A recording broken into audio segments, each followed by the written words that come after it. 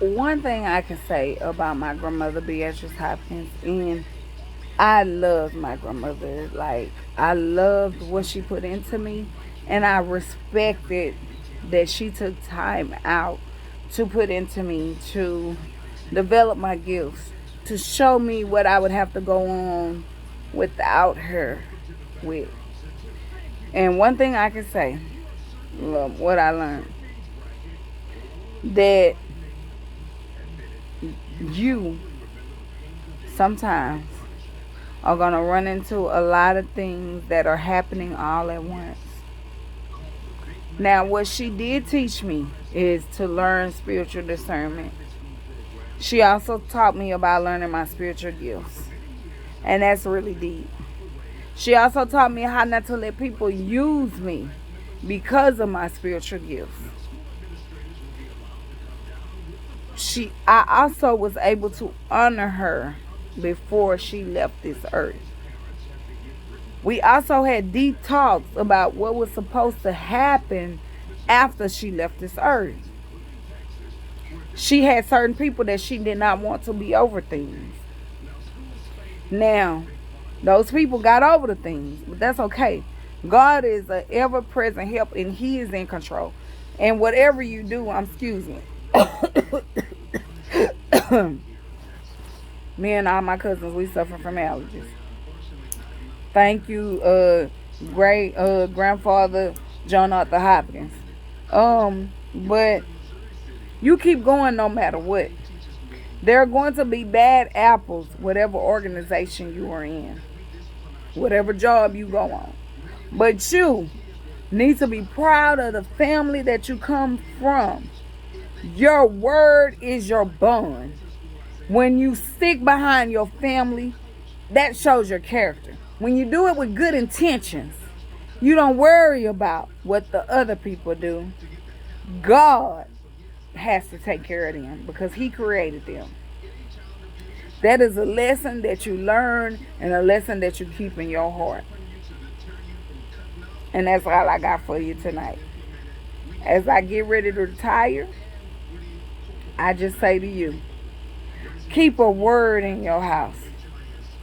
Keep a word in your heart. When I say house, your heart, your soul, your soul. People be thinking like, oh, your soul, your soul, your soul, your heart, your mind. Those are things that control. So words that you put out into the atmosphere. If you say, I don't think small, I think big.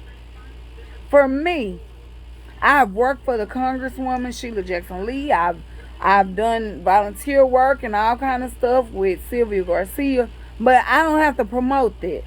I've done things for my grandparents, and I don't promote that. Okay, that's not for me to do. That's what God put it on my heart, and I did it with good intentions. Those other people that didn't do, you can't worry about them. You got to do what you called to do. Sometimes that means you got to break away from family and their toxicity because they have to deal with that.